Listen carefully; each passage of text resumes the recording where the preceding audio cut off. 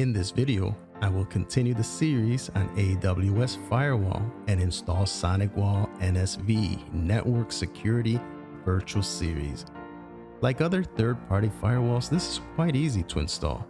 Just search for SONICWALL and pick Pay-As-You-Go, P-A-Y-G, unless you already have a license, in which case you would pick BYOL or bring your own license. Click on Continue to subscribe. This will take a few minutes and you won't be able to do anything until your subscription is processed. Accept the terms and sit back and sip some coffee. Then you will see the Continue to Configuration button turn blue. You can do some light reading, you don't really have to. On this page, we will pick the region where we want this installed. Click the Continue to Launch button. Choose the action to launch from the EC2. In the EC2 menu, you will see the supported instance type. As you can see, it requires a larger instance type, at least a C5 large. All the other options will be grayed out if they are not supported. There are no free tier eligible options with SONICWALL. The process is pretty much the same as building other firewalls. Even though I didn't show it in this video, you still have to create a new VPC, internal and external subnets, you have to configure routing, and so on.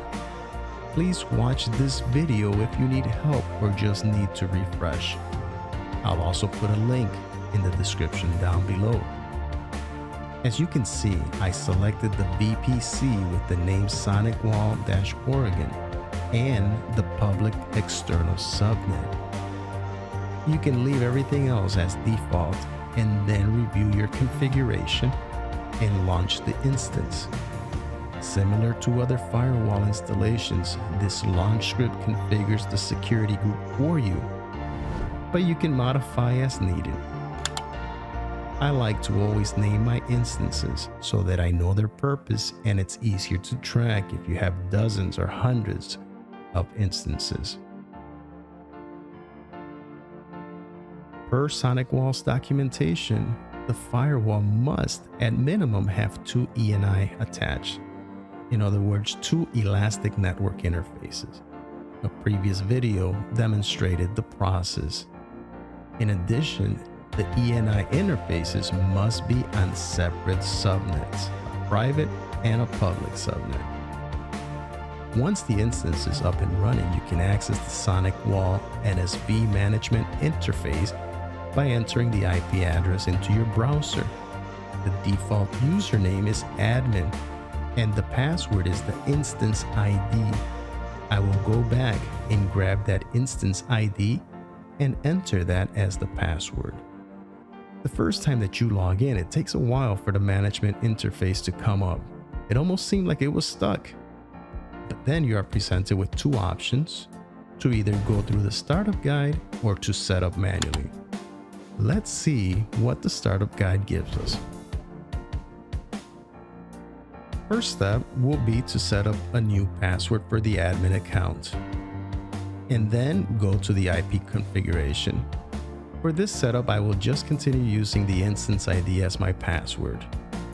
In my particular setup, I was unable to dynamically pick up the IP address of the WAN interface, so I will manually input the IP address of the WAN interface and the subnet mask. I really do not need anything else at this point.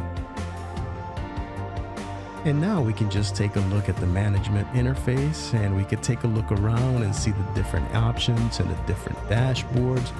SONICWALL is very feature rich. That's why there are no options to install on a smaller EC2 instance. So we can just continue looking around, look at the different tabs that will show you the utilization, the real-time traffic alerts, and so on. You will notice that in the system configuration, we can see that our interfaces are listed as 10 gigabit full duplex. It picked that up from the instance type. That is pretty cool. And we also see the IP addresses, our private IP addresses that are assigned. Please take a moment and hit that subscribe button. If I want to test connectivity, I can create a new instance, a new EC2 instance in the private subnet. And as you can see, I picked the correct VPC, which is the one we created just for this demo, and then the private subnet. And we also create a rule to allow access from the internet. Now this example is just for testing purposes. This is not something you would do in a production environment, but the process is similar. Even though I am not a wizardry type of guy, we will use the wizard that comes for adding a new server. On the upper right hand corner, you click on the icon that looks like a magic wand, and we pick public server guide.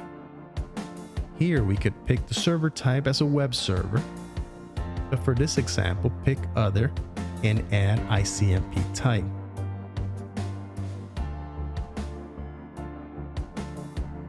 Input the server name, the instance private IP address, and we will add the public IP address.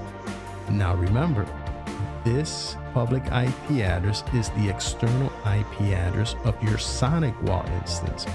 It's not a public IP address for the server that we just created. That does not have a public IP address.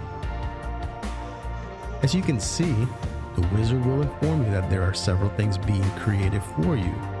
It will create a server address object, a server service group object, server NAT policies, and server access rule. Seems like quite a bit for just one instance that's behind the firewall. But that is pretty much it. You can get as technical and as detailed as you want on a SONICWALL. If you get stuck, please send me a comment and I will help you out.